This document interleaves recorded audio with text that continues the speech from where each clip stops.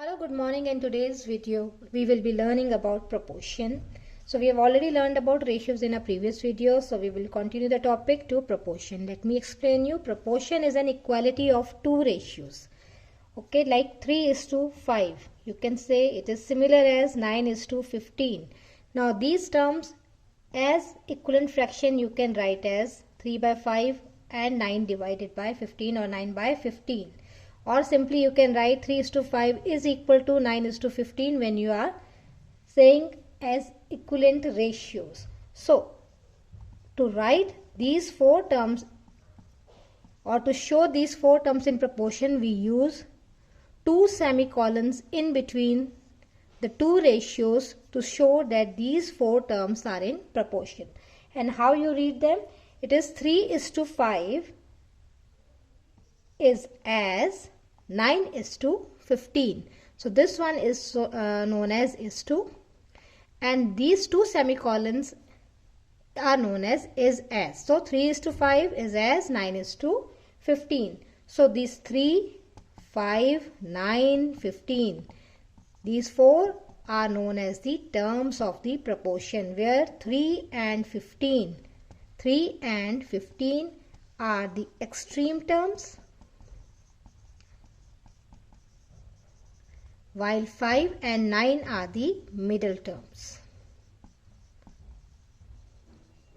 So if I write that a ratio A:B is in proportion with the ratio C:D, then A and D are your extreme terms, while B and C are your middle terms.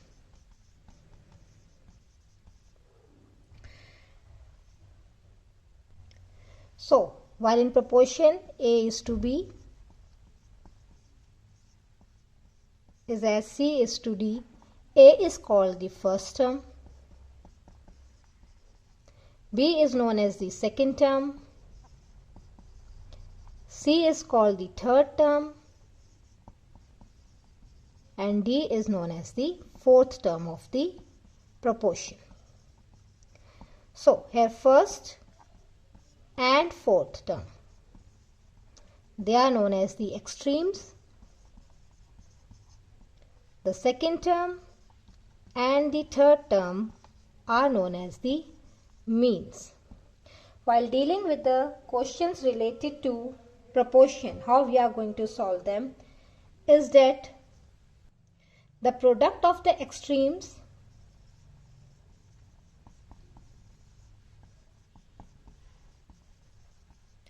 is equal to product of means.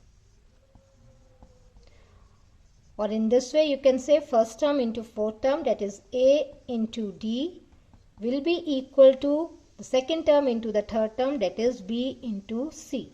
So this will be the main formula while solving all the questions related to the proportion. So let us take examples based on proportion. And the first question here, it says A:30 is as 7:15. So we have to find the value of A. So we know that the product of extremes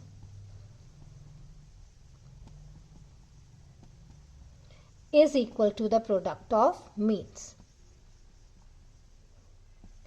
That means the first and the fourth term, that is 15 into A, will be equal to the middle terms product, that is mean terms product, that is 30 into 7. So from here the value of A will be 30 multiplied by 7. This 15, here it is in multiplication. When it will go to other side, it will be in division. So I know that 15 2 times gives me 30, and 2 into 7 gives me 14. So A is equal to 14, and that is your answer. Now here in question number 2, I have to find that whether 8, 12, 6, 9, these four numbers are in proportion or not. So this I can solve in two ways. The first way I can solve it is I will find the lowest term for the given ratios. So the first one is 8:12, the second one is 6:9. So if I change them to the lowest term, as we have been doing in equivalent fractions also, this changes to dividing this both by 4. We will get the ratio as 2:3. 4 2s are 8 and 4 3s are 12. Similarly, you can find for 6:9 also. I will divide both the terms by 3. 3 2s are 6, 3 3s are 9. So here you see that both the ratios are same. They are both equivalent. Therefore, these terms are in proportion. This was first way to find it by changing to lowest term. But if you don't want to do this way, the other way or the alternative way is the same formula, that is product of extremes is equal to product of means. So I will find the product of the extreme terms, that is 8 into 9 here. So let us check. 8 into 9 I know gives me 72. Let us find the product of mean terms. So that will be 12 into 6. So 12 into 6 is also equal to 72. So here you see that product of extremes is equal to product of means. If they both are equal, then the given terms are in proportion. You will write that these terms are in proportion. Elsewise, they are not. If this is not equal, that means they are not in proportion. Now let us check if 2, 8, 25, 6, 25 are in proportion or not.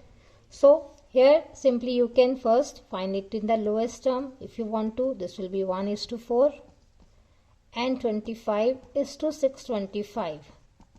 25 ones are 25, 25 times the 625. So you can see that clearly that the ratios are not same. So we can say that these terms are not in proportion. But let us find it in an alternative way also, that is product of extremes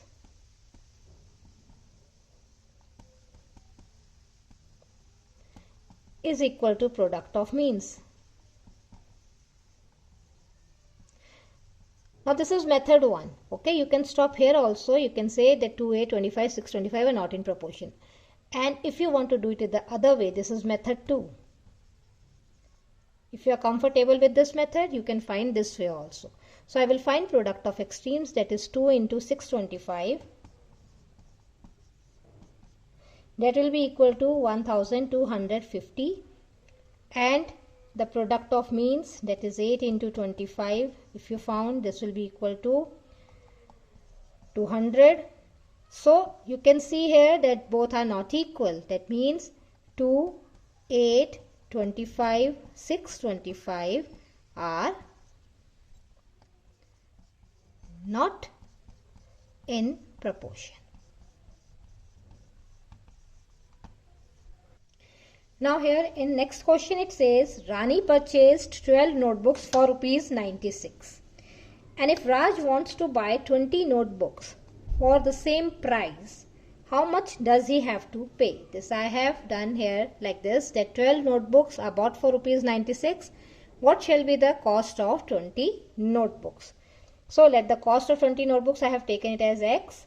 So Rani's books is to Raj books will be equal to Rani's cost. The cost given by Rani for buying these books is to the cost given by Raj to buy the books. Now here we can solve this question in two ways. Either I can compare the notebooks to notebooks and the cost to cost, as the quantity of an article purchased is proportional to the money spent. So let us find by the first method here, that will be 12 is to 20 is equal to 96 is to X. We will find the product of extremes and we will equate it equal to product of means to get the value of X. So here product of extremes, that is 12 into X, is equal to 20 into 96, that is the product of mean. So X will be equal to 20 into 96 divided by 12. Here you see that 12 8 times gives you 96. So in the numerator you are left with 20 into 8, that gives you 160. So the cost of 20 notebooks is rupees 160. This was the first way where we have used the pure ratio. We remember that the ratio was when we were comparing the quantities of the same unit. So here we have compared books with books and cost with cost. So that is a better method, but I will explain you the other method too. So in the other method, I will be using the quantity of books and the cost, the quantity of book and the cost. Let us check. Rani's book, 12 notebooks for rupees 96. Here 20 notebooks for rupees X. So finding the extremes, the product of extremes, that is 12 into X. It should be equal to product of means, that is 96 into 20 again. So X will be 96 into 20 divided by 12. 12 8s are 96. 8 into 20, 160. So that will fetch you the same answer as in the first one. But the first method is better because we have to use the pure ratio. So we will be comparing the same quantities. Or you can say we will compare the similar items together. Now while using maps and globes, you have seen that the distance in the map is to the distance on the ground. They are all in proportion. Like if I say 1 is to 100, that means 1 centimeter on the map represent 100 centimeter on the ground.